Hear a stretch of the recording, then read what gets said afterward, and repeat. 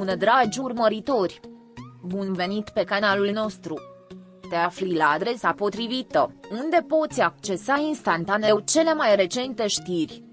Slatircoglu, care a acceptat recent cererea în căsătorie a Tea Yıldız, și-a surprins toți urmăritorii distribuind o serie de mesaje private pe care Halil Ibrahimi le trimisese în timpul petrecut împreună. Aceste mesaje, pline de afecțiune și promisiuni de iubire veșnică, au venit în cel mai neașteptat moment, imediat după ce Slatircoglu și-a anunțat logodna cu a ta.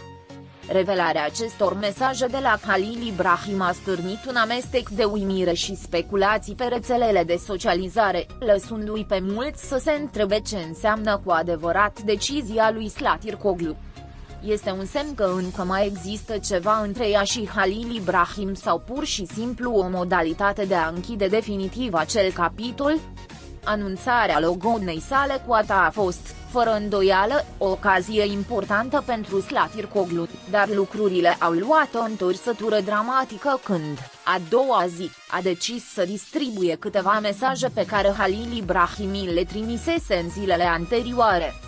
Mesajele, pline de dulceață și expresii de iubire, păreau a fi o demonstrație clară a sentimentelor profunde pe care Halil Ibrahim încă le nutrea pentru ea, în ciuda distanței care crescuse între ei.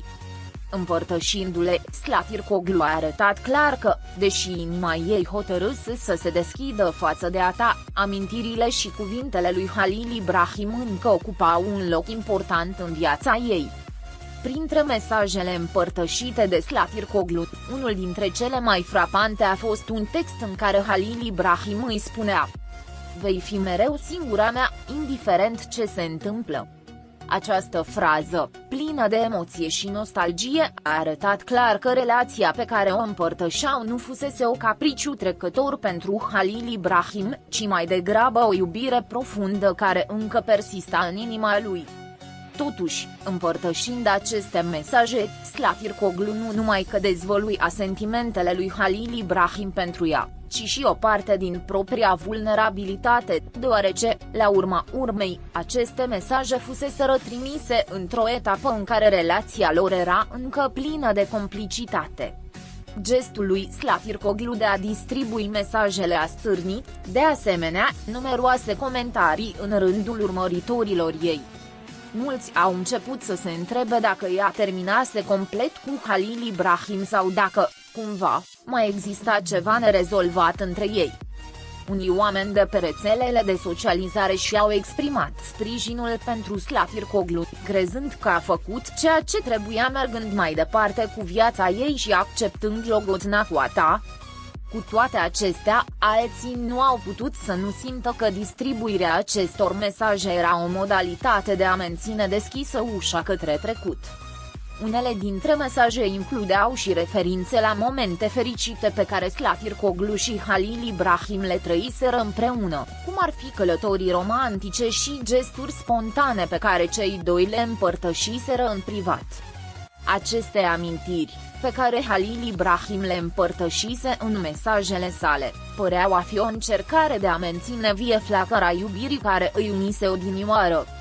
Totuși, decizia lui Slatircoglu de a merge mai departe cu Tea Yıldız părea clară, iar adepții ei au început să se întrebe dacă era corect ca ea să păstreze acele amintiri atât de vii, mai ales acum că era logodită cu un alt bărbat. Într-un mesaj ulterior, Halil Ibrahim i-a spus lui Slatircoglu: "Te-am iubit mai mult decât ți-ai putea imagina vreodată." Această afirmație, deși încărcată de emoție, sugera că Halil Ibrahim încă se lupta să accepte separarea. Totuși, în același timp, părea că Slatircoglu luase deja decizia de a merge mai departe, așa că împărtășirea acestor mesaje ar fi putut fi, de asemenea, o modalitate de a-i arăta lui Halil Ibrahim că, deși dragostea pe care o împărtășeau era reală, nu mai era suficientă pentru a-i ține împreună. Reacția Tea Yıldız când a văzut-o pe Slatircoglu distribuind aceste mesaje a fost, de asemenea, un subiect de conversație. Mulți au speculat despre cum s-ar simți viitorul soț al Slatircoglu văzând-o pe logodnica sa continuând să aibă o legătură atât de evidentă cu fostul ei iubit. Cu toate acestea, până acum, ATA a păstrat un profil discret pe această temă, arătându-și sprijin pentru Slatircoglu, dar fără a face comentarii publice cu privire la mesajele lui Halil Ibrahim. Această situație a creat incertitudine cu privire la modul în care dinamica relației lor se va dezvolta în viitor, mai ales că amintirile trecutului par să persistă. Unii fani ai Slatircoglu și Halil Ibrahim au fost profund mișcați de mesaje, dorindu-și să-și fi putut rezolva diferențele și să meargă mai departe împreună. Acești urmăritori nu au putut să nu simtă că relația dintre Slatircoglu și Halil Ibrahim avea un potențial care nu s-a împlinit niciodată și mulți au deplâns că despărțirea lor a fost definitivă.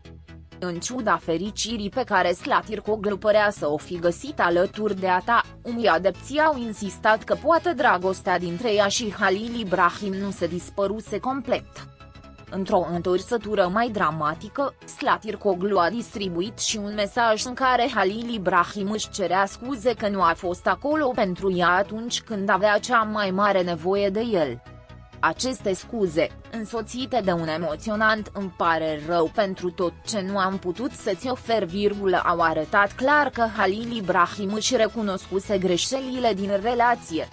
Acest gest de regret nu a făcut decât să amplifice semnele de întrebare cu privire la faptul dacă Slatircoglu luase decizia corectă acceptând cererea în căsătorie a lui ATA, mai ales când părea că Halil Ibrahim încă luptă pentru ea. Pe măsură ce zilele treceau, speculațiile continuau. Oare Slatircoglu distribuise aceste mesaje pentru a-și exprima durerea și confuzia? Sau a fost un act conștient de a închide definitiv acel capitol din viața ei cu Halil Ibrahim pentru a deschide unul nou cu ATA? Mulți sugerează că Slatircoglu a distribuit mesajele ca o modalitate de a-și aminti de relația cu Halil Ibrahim, dar și pentru a clarifica faptul că, deși acele momente au fost speciale, nu există cale de întoarcere. Acceptarea propunerii lui ATA, în acest context, părea a fi începutul unei noi etape pentru Slatircoglu, o etapă care avea să o conducă în sfârșit către stabilitatea emoțională pe care o căuta. Cu toate acestea, văzând cum rețelele de socializare erau pline de comentarii și teorii despre ceea ce se întâmplase, Slatircoglu a decis să ofere un răspuns ferm. Printr-o postare, ea a precizat clar că decizia ei de a distribui mesajele lui Halil Ibrahim nu avea intenția de a retrăi trecutul, ci mai degrabă de a fi sinceră cu urmăritorii ei. "Face parte din povestea mea", a scris ea. Și, deși sunt profund recunoscătoare pentru momentele pe care le-am împărtășit cu Halil Ibrahim, viitorul meu este alături de ATA. Amintirile vor rămâne mereu, dar dragostea adevărată trebuie să meargă mai departe. Această declarație a lui Slatircoglu a ajutat la calmarea unora dintre zvonuri, dar nu a oprit complet speculațiile. Rețelele de socializare au continuat să fie un câmp de luptă unde fanii ambilor actori erau sfâșiați între nostalgia pentru ceea ce ar fi putut fi și speranța că Slatircoglu luase cea mai bună decizie pentru fericirea lor. Între timp, Slatircoglu și ATA și-au mers mai departe cu viața lor, iar Halil Ibrahim, la rândul său, părea să caute modalități de a vindeca rănile pe care le lăsase în urmă fără să știe. În cele din urmă, timpul va spune dacă Slatircoglu și ATA au reușit să-și construiască o viață împreună sau dacă amintirile lui Halil Ibrahim și mesajele de iubire pe care le-a împărtășit vor fi o umbră persistentă asupra relației lor. Ceea ce este clar este că, deși dragostea poate vindeca multe răni, trecutul rămâne uneori o prezență constantă, chiar și atunci când cineva încearcă să-l lase în urmă. Pascali